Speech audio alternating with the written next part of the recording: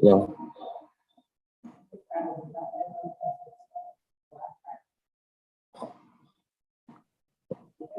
No, yeah.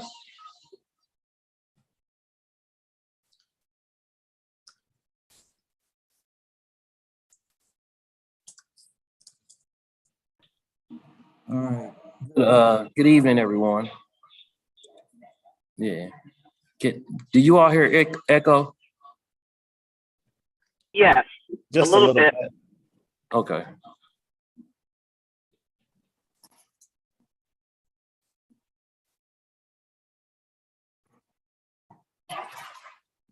Since you're both in the same room, if one is on mute, it should be fine.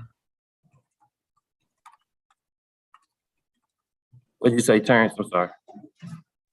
Oh, I was saying if you were both in the same room, if one of you was on mute, then it should fix it. Okay. Yeah, we take turns being on mute. And I'm set up anyway. Yeah. So have as much clarity as possible. How's everyone doing this evening? As I stated, some of you all were not here earlier. Hey, Tatiana, how you doing? Um, I we have several things going on this evening, and I really appreciate you all showing up on this Zoom. As you all know, we prefer to do the Zoom because all of us are so busy and everything's going on, but we're required by the state to have an in-person presence. So I'm at Van Hoos right now with Miss Avery Bush. And so my volume's down, so I can't hear everybody yet. Oh, you just gonna use this? Okay, great. Okay, cool. We're gonna share a computer. What's okay.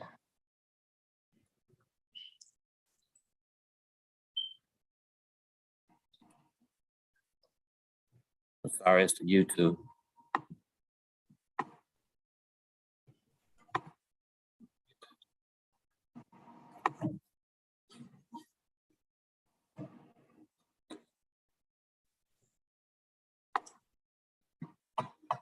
There you go. All right. Okay, we can get started now. All right. As you all know, next week, next Tuesday in this very room, and I'm sitting there, you can't tell because I got the backdrop on. We will have the historic vote for student assignment. Information. Actually, I kept asking everybody that. So it's the first reading.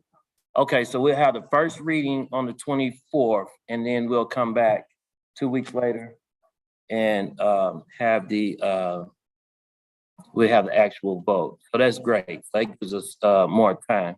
But last time when Amanda was with us, she was not able to go into full detail because the plan hadn't been unveiled. And so some of our questions were limited, some of the information was limited. So what we want to do tonight is just give her time, one, to give an overview, but then also give you time now that you had the opportunity to hear more about the plan, hear more about concerns, or and maybe some things that some questions or concerns that hadn't really come to the forefront. You know, as Advisory Council for Racial Equity always points out things that sometimes leadership might not always identify. So I'm going to have to pass it to her and go ahead and let's begin. And like I said, we probably won't go, we usually go to 7, but we probably won't go that late tonight unless the discussion denotes that. But we want to go ahead and get started. And if there's issues with sound, because I got a lot going on, with the audio visual, please let us know. Okay. All right. I'm just gonna give her the computer and let her speak. Okay. Thanks.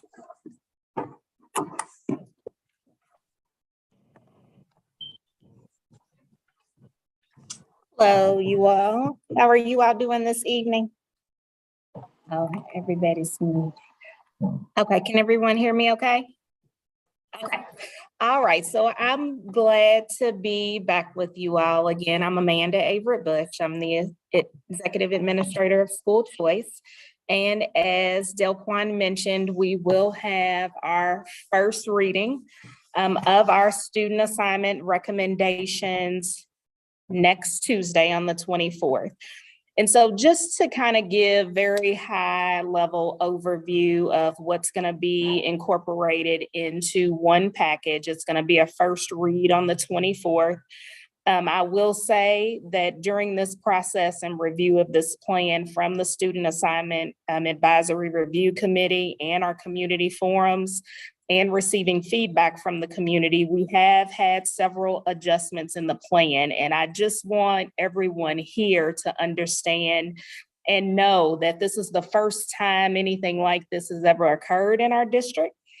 Typically, whenever there's been any tweaks or changes or updates to our student assignment plan, there are typically, 8 individuals in a room locked for weeks, making decisions on behalf of our students and community. So I'm greatly appreciative of our transparent process that we have traveled through this review. And so hopefully nothing is ever perfect, but hopefully we've come to a place where we can move the work forward. So in our recommendations, of course, we will be including the dual reside recommendation, and that is for students within the choice zone to have an additional choice of an option close to home. If approved, our office would be engaging with families to make that choice. That is a guaranteed choice, whether they choose an option close to home or a faraway option. That will be the family's choice to be able to make that decision. As we do elementary cluster applications now, every family has to complete a cluster application to receive an assignment at the elementary level.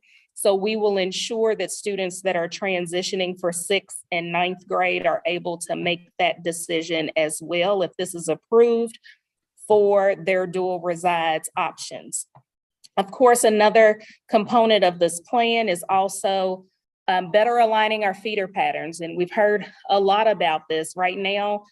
Just with middle and high, we have over 90 feeder patterns. So you could have one high school which feeds 7, 8, 9 different middle schools, which makes it very difficult. I was a high school counselor, so I know what that speaks to in looking at your incoming class of 9th graders and being able to connect, better align your programming that you have at the school, but ensuring that there is a successful transition for students and having students being able to transition with their peers.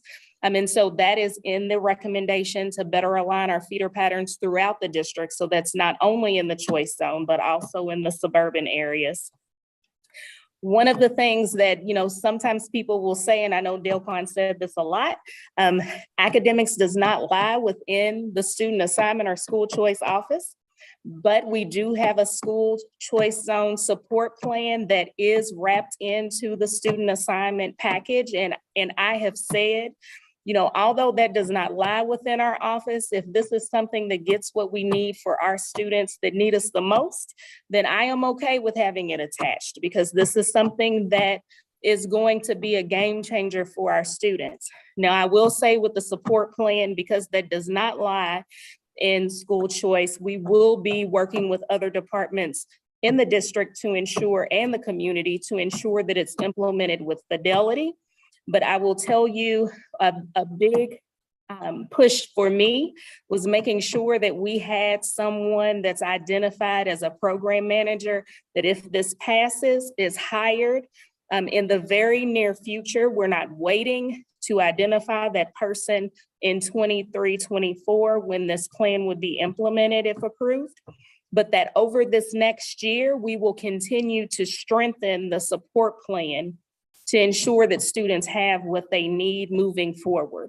And that is tied to academic outcomes that we will be able to report on, so the community can hold the district accountable and to make tweaks and changes if we're moving in a direction and things need to change.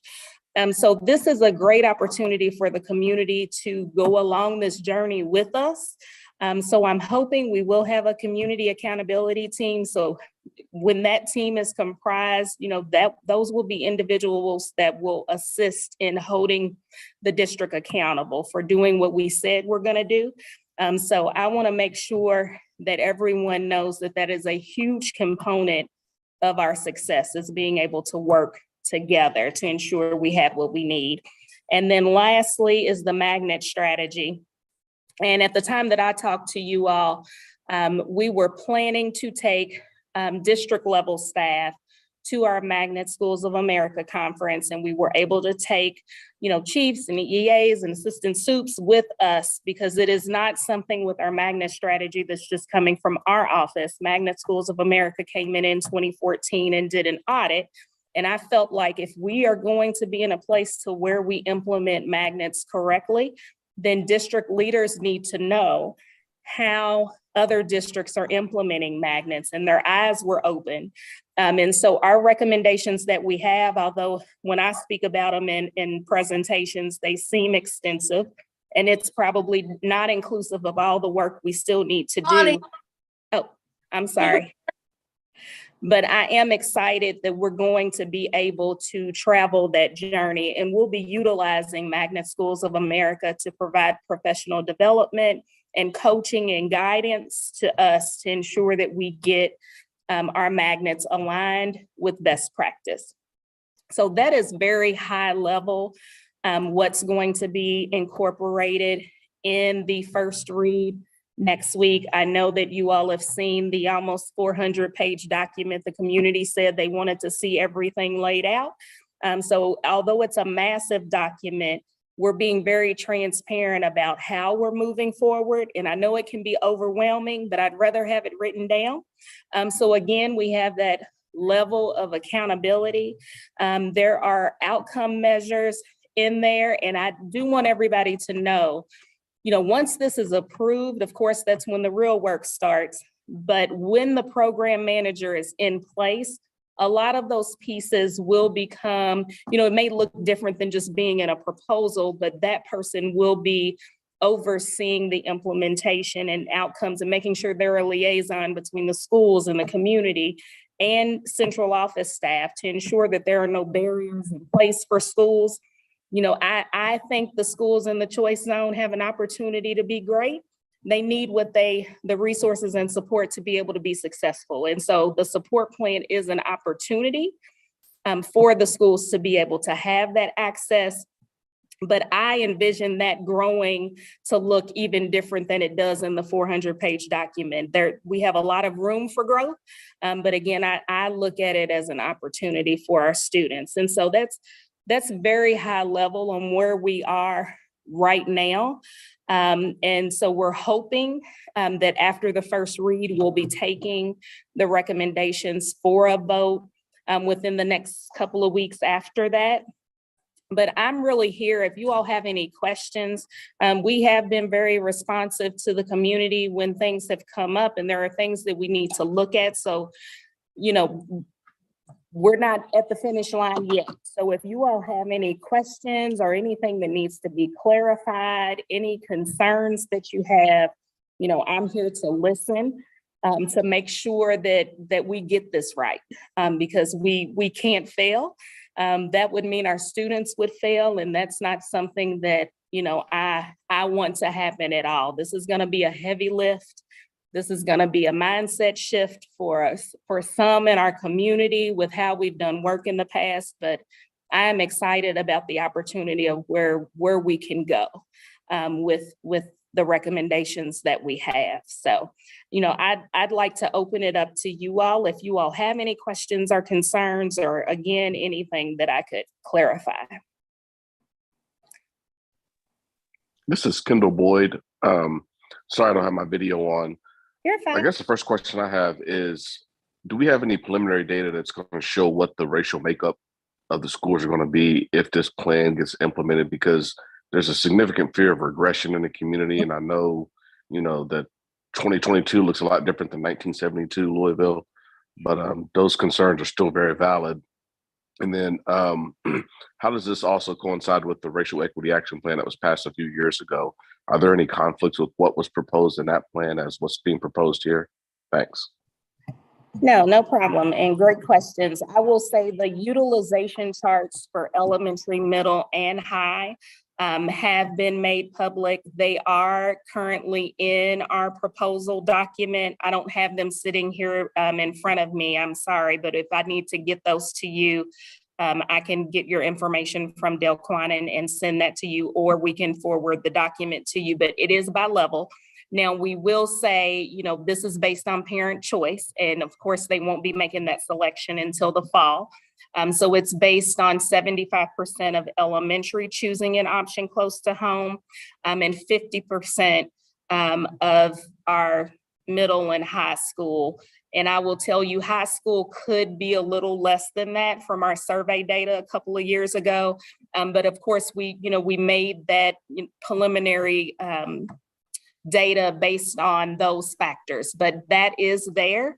I will say, diversity is still, a huge, very important for the district.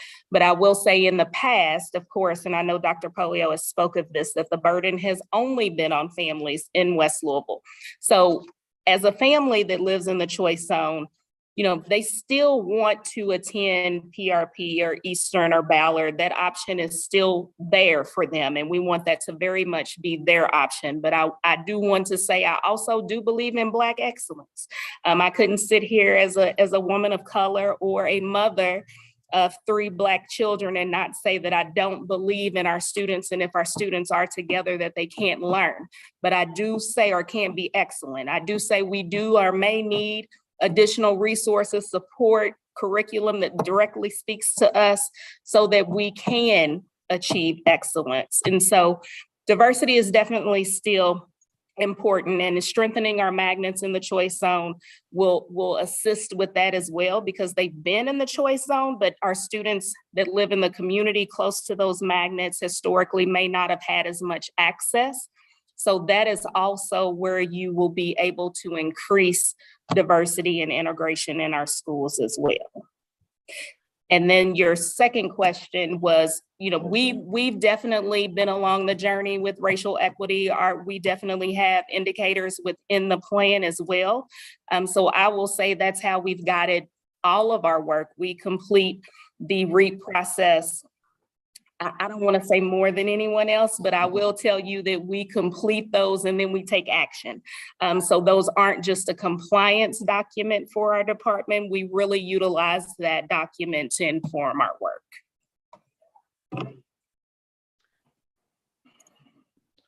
I have a question. Yes, hello. How are you? Doing good. You just mentioned that there are magnets in the choice zones. What schools are magnets in the choice zones for elementary? So it's probably better for me to say which ones may not be, because I will tell you most schools in the choice zone have a magnet school or magnet program within their buildings. So I don't know if I can name them all off right now, but majority of them have one. Maupin is one that I can think of that does not. Engelhard, Cochran in the city, but majority of our schools, Breckenridge Franklin has communications, Portland has environmental science, Brandeis has MST, Wheatley has MST, Coleridge Taylor has Montessori. Most of our schools in the choice zone already have either a magnet school or magnet program. Now, they may not all be magnetic. And so we do have a journey to travel in how we're moving forward with aligning with Magnet Schools of America.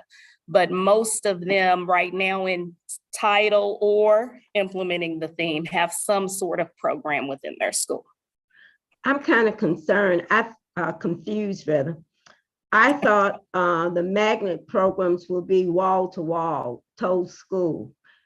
And so the ones that you are speaking of, are you speaking of the ones at Hawthorne, Coleridge Taylor, Foster? No, the ones that we've talked about? I know that you had said, and the superintendent had said that the schools with magnet would be wall to wall. And I was not aware that the magnet programs were going to exist. I was hoping they would be complete magnets. So I'm going to be very transparent. Thank you. So we are traveling a long journey of unraveling, implementing magnets that weren't aligned to the purpose.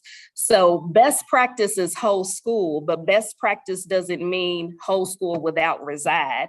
Best practice means anyone, whether they're assigned to that school or whether they've applied there, that they can have access if they're interested in the theme in that building. That is best practice.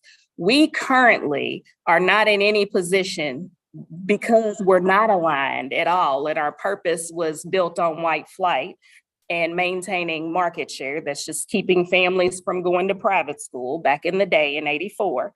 So we have a lot of foundational work, and I've talked to Dr. Polio about making sure that we bring MSA in to provide professional development and coaching so that we can move in the right direction.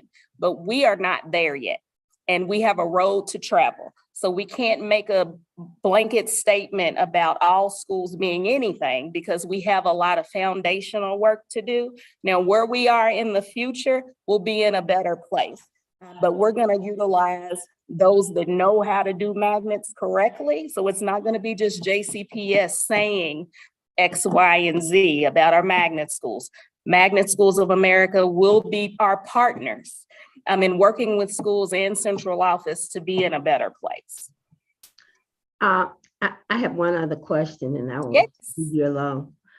I was wondering why in the earlier recommendations from MAS, they listed magnets should be in a bunch of schools.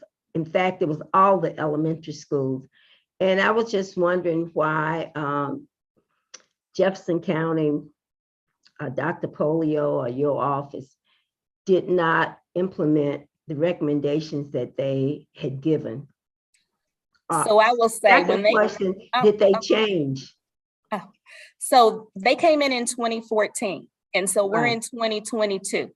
Right. And so there are things that have even changed in our schools. There have been leadership that has changed. So when I say we're bringing Magnet Schools of America in next year so that we can solidify how we should move forward and do a review. And that's why I didn't come in with a list of schools to say we need to remove X, Y, and Z, because this is going to be a collaborative journey and we want to get this right.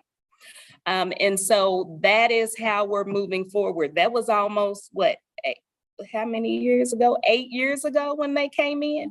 Right. And so we want to make sure that we're taking a look at where we are now and how we should move forward. So know that that's not a JCPS thing. We are taking a collaborative journey with schools to ensure that we're strategic, to ensure that if we do start a new magnet or if we do reimagine a new magnet, that it's aligned with best practice and national standards to ensure that families are getting what they're signing up for, because honestly, that's not occurring consistently throughout the district. So we don't want any magnets in name only.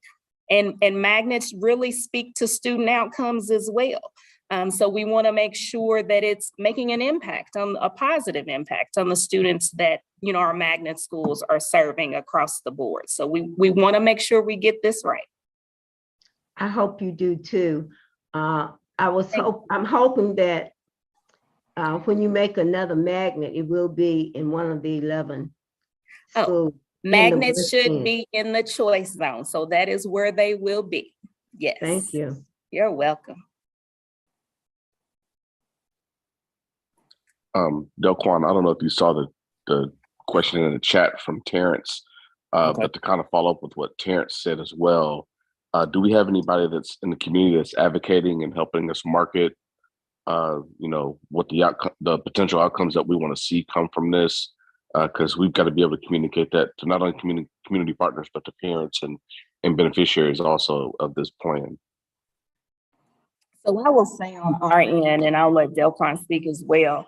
One of the big asks is we wanted to make sure that if these recommendations pass, that our office is resourced with outreach staff to ensure that families are aware so they make an informed choice. And also in collaboration with our schools, they have transition documents or reports that they can utilize as well at the school level, and working with Friskies and working with community partners. And that is something that I have shouted to the rooftop with Dr. Polio, because I don't want families to just make a choice. I want them to make an informed choice of the options that are available. And these are just the options based on their address. So families also still have an option to explore our magnet schools and programs, or a student transfer if that's something that they are seeking.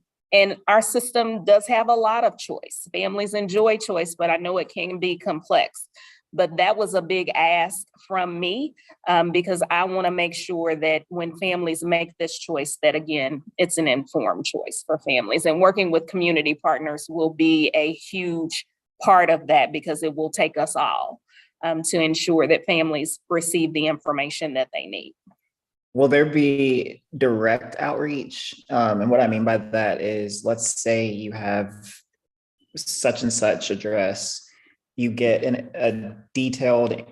maybe a detailed packet or something sent to that address about what you should know about that one. I know that's a lot of work. No, and that's actually something that we do now for our transition families. So we will be doing that and adding in the dual resides option for families. So they will get specific mailings for transition students to their address, but then also providing outreach in the community in multiple different ways to ensure that they're aware as well. So thank you for that feedback.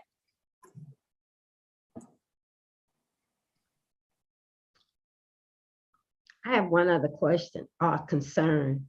Mhm.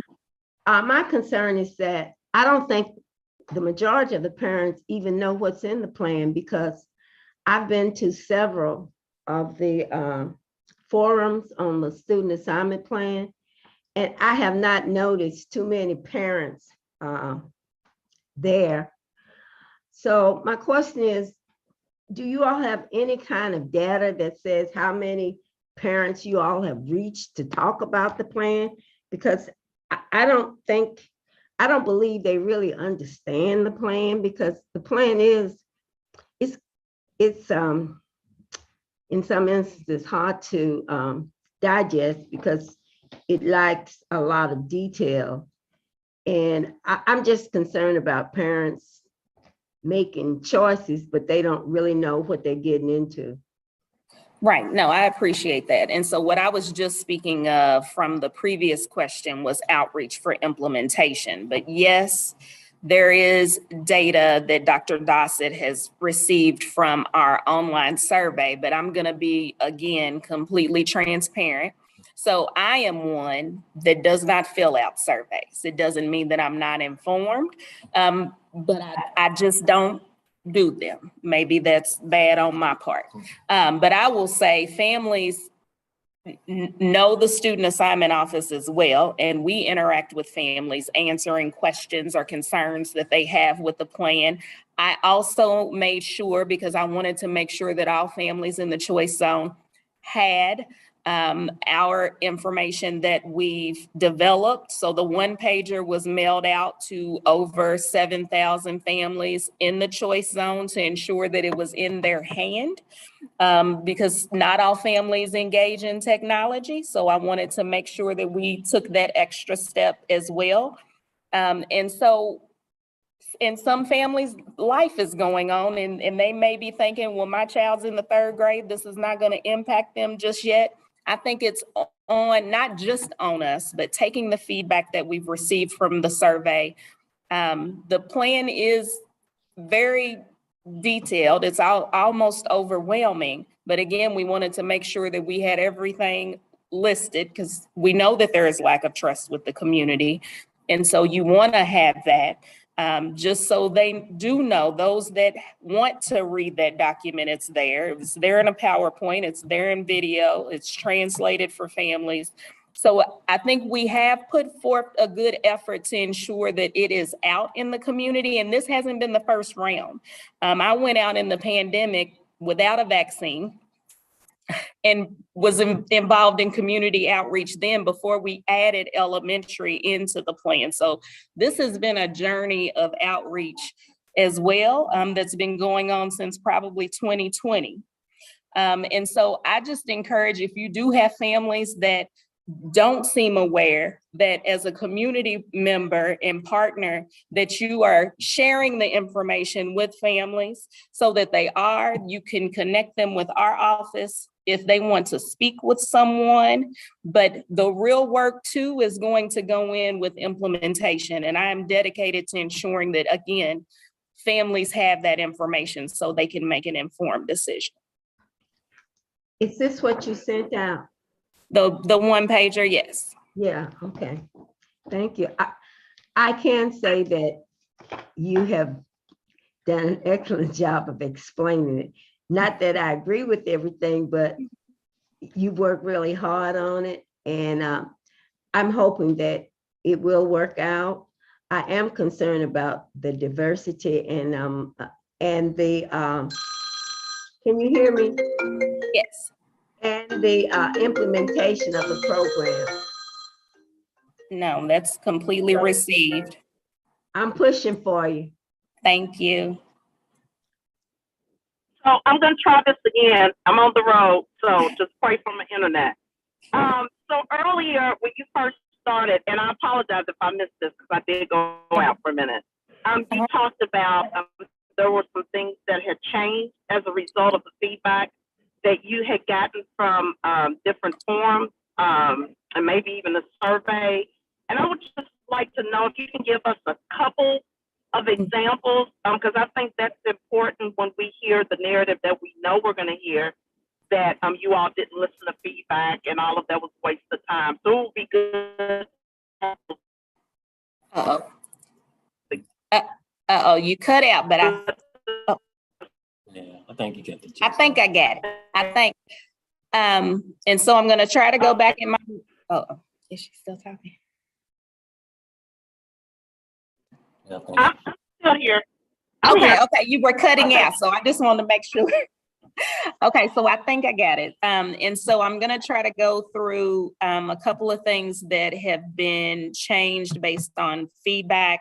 We met with NAACP and retired Black administrators and principals that really wanted to make sure that we included academic outcomes, even though it's, like I will say, it's difficult because school choice is not connected directly with academics. But again, I said I will take it if this is, what's gonna get us what we need for our students, then by golly, attach it.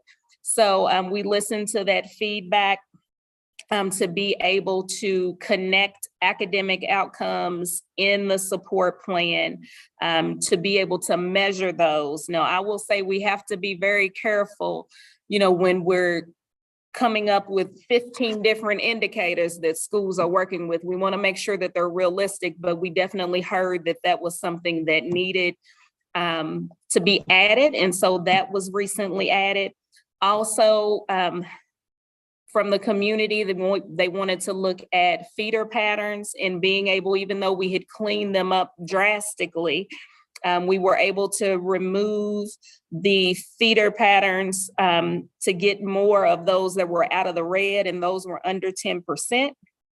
So those were, and I'm hoping that I'm speaking of them correctly because I don't have the PowerPoint in front of me, but Olmsted and Highland were two that were under 10% that were able to be increased, to be able to move. And I'm trying to go through, one of the other feedback was making sure that if we were replicating magnets, that the next magnet that we would look to replicate would be in the choice zone at the elementary level, and that would be visual performing arts. So that was another recent addition that was added into the plan. And I'm sitting here, and if somebody else has another question, you can ask me, but I'm gonna try to make sure that I can remember because there are a couple of more additions that were added just based off of that community feedback. Well, and that's helpful. And I would just recommend that as you all are doing presentations and talking to the community that kind of begin with that, so people Okay. know that they were heard. I think that's Yes. huge. Yes, Thank Especially you. for people who continue to show up and yes. don't really see feedback implemented. So I think that's huge. Thank you. Thank you.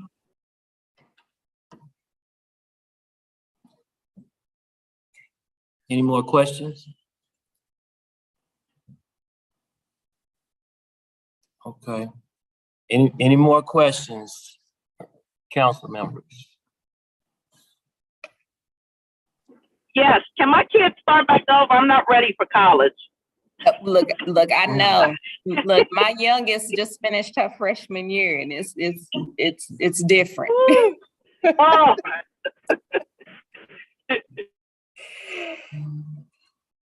Well, if there are not any more questions, I know that we've been talking student assignment a lot. Reason being because not only is it historic for our students in our community, but actually Louisville is the leader in the country when it comes to school integration. And so, and has been for some time. I want us to think about, as far as ACRE and being the Advisory Council for Racial Equity, I was taking some notes. And Amanda talked about opportunities for doing outreach with community partners. And what I want us to do as a council, since we do have the first reading coming up on Tuesday, then we have another reading, if we can individually, one, not only just think about our concerns, but you in your role, whether it be your 9 to 5, your neighborhood organization, your community organization, your church, what not only address identifying concern, but what can we do as members of the advisory council to help with outreach, to help with understanding, to also not only just be advocates, but to serve as liaisons to members in our community. A lot of you all are at organizations that are connected to a large constituency. What are the opportunities there where we can share information? And I know that some of you all have been doing it, like Ms. Owens, like Terrence, like Marion, being able to serve within your other roles to not only advocate, but bring attention to these issues. So what I want us to do is, today's Thursday, if we could, between now and next Friday, because Tuesday, of course, please pay attention. Please try to sign in on Tuesday night at 6 o'clock for the first reading in this room. But if you can think about how can we help? We know that gap is there. We could have had 1,000,001 community outreach things, but we know that sometimes it could be a challenge, especially coming out of COVID. Or I don't know if our transitioning through COVID, I don't know if we came out yet, but what can we do as an organization to not only do outreach, but help with some of the understanding, and also serve as liaison with giving continual feedback to the district, because this will, a lot of things have implication when it comes to race. Another thing that was said earlier, that was asked earlier about how is the racial equity policy, how does this sync up with the student assignment plan? And actually, I've been here 6 years, and 5 of those 6 years I spent in student assignment meetings. So that's part of the reason why we even got to this place where we are now, especially having a support plan, was because of the racial equity policy and the constant time, the many times proposals have been through the racial equity analysis protocol, which we like to refer to as the REAP. And so that is one of the tools. There are many other tools that are being utilized in schools to support not only academics, sense of belonging, school culture.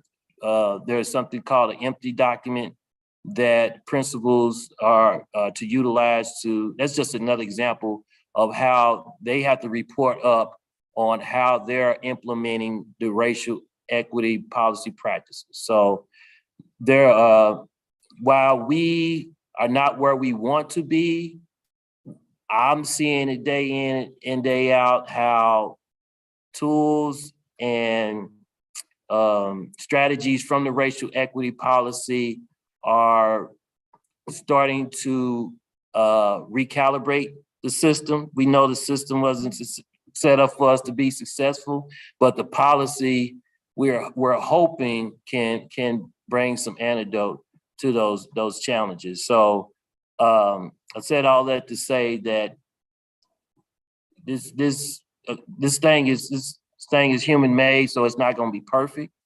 But that's the reason why you all's role. I know I get on you all's nerve. Can you come to me and can you do this? Can you do that? But when you all do make it, you all have had a tremendous impact, not only as a body, but in your own individual ways, with helping and pushing and holding us accountable, because that's how we're going to get the most, we could have the most quality out of the product.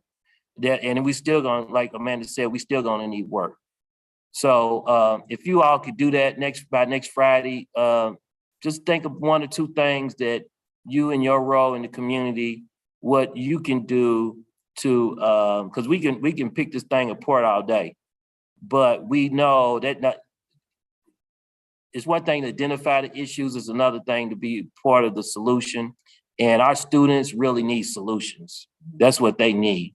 They need advocacy, but what I'm observing with our district and our system, sometimes you all in the community are more privy to solutions than we might not necessarily been exposed to. And that's been, like Marion pointed out and Amanda talked about, we've been able to make adjustments, but with that, and the same thing happened with the school safety officers. You all heard the presentation, make some recommendations, and some of those things were adjustments were made. So that's all I ask for us to do right now. And Mary, if you can add that to the notes, I would really appreciate that. Are there any more questions from any other council members?